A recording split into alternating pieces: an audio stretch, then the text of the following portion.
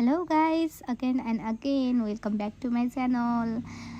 यो मेरो अघिल्लो भिडियो हेर्नुभएको थियो भने हजुरहरूलाई थाहा होला, हामी रारा गएका थियौँ। रारा जान आउन गरेर 7-8 दिन लागिसकेको थियो। अनि फर्केर हामी कोहलपुरमा बस्यौँ। रारा जाने आउने गर्दा गर्दै त हामी फ्रेस हुन पनि पाएको थिएनौँ। अनि कोहलपुरमा आएर चाहिँ फ्रेस भएर हामी त्यहाँबाट एक दिन बस्यौँ। अनि कर्णाली पुल हेर्नको लागि रेडी भएर निस्क्यौँ। त्यहाँनिर माइक्रोमा चाहिँ गएको थियौँ हामी। लगभग 3 वर्ष भइसक्यो क्या हो, भिडियो पनि बिर्सिसकेँ। नेपालकै पुरानो र पहिलो केवल स्टेट ब्रिज भनेर चिनिने कर्णाली ब्रिजमा गयौँ।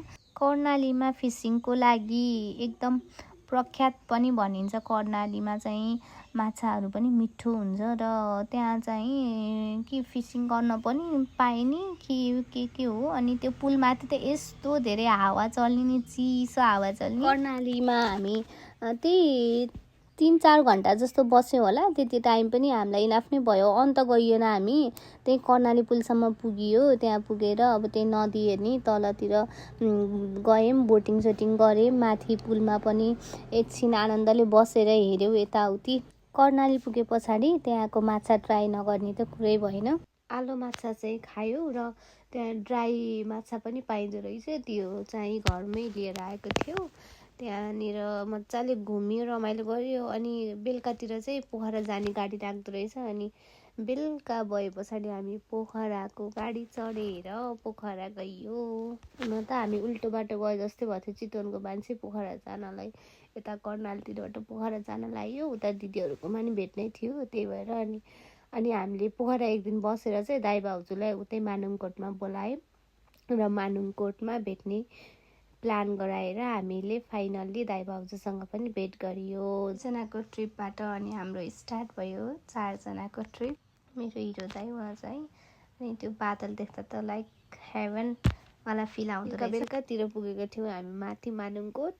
अनि त्यहाँ बेलुका चाहिँ त्यही बस्ने ठाउँमा बार्बिक्यूहरू गर्न पनि मिल्दो रहेछ। रमाइलो भएको थियो। राति त्यो माथिबाट तलको भ्यूहरू हेर्नलाई रमाइलो भएको थियो। त्यसको भिडियोहरू चाहिँ रहेनछ हामीसँग। अनि बिहान 4 बजे नै 3 बजेदेखि हो दाइले उठाएर। अनि बल्ल बल्ल हामी 4 बजे उठेर चाहिँ यो बादल हेर्नलाई गयौँ। त्यहाँ गएर हामी 4 जनाले रमाइलो गऱ्यौँ। एकछिन यसो नजाने पनि डान्स गर्ने, रमाइलो मेमोरी हुन्छ भनेर 4 जना उस्तै फेरि डान्स गर्नलाई कता नमिलेको कता नजानेको जस्तो, त्यही पनि रमाइलो गरियो, डान्स गरियो। त्यहाँको भ्यू हेरेर बस्यो, आनन्द लियो। तर लास्टै राम्रो देखिँदो रहेछ है। अझै जाडोमा नि अझै राम्रो देखिन्छ होला। हामी चाहिँ अलिक धेरै नै छिट्टै उठेर जानु परेको थियो। तै पनि त्यो इन्जोय गरियो नि त, रमाइलो लाग्यो। त्यो भ्यू हेर्दा त आनन्द, यस्तो राम्रो ठाउँ भने जस्तो भइरहेको थियो। हामी 2 जना हिँडेको त 9-10 नै भइसकेको थियो।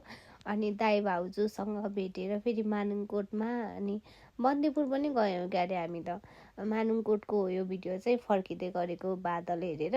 अनि दाइ भाउजूसँग भेट भए पछाडि फेरि हाम्रो चाहिँ नयाँ ट्रिप स्टार्ट भए जस्तै भइरहेको थियो। तर हाम्रो ट्रिप त सकेकै थिएन। हामी त रारा गएबाट घुमै थियो।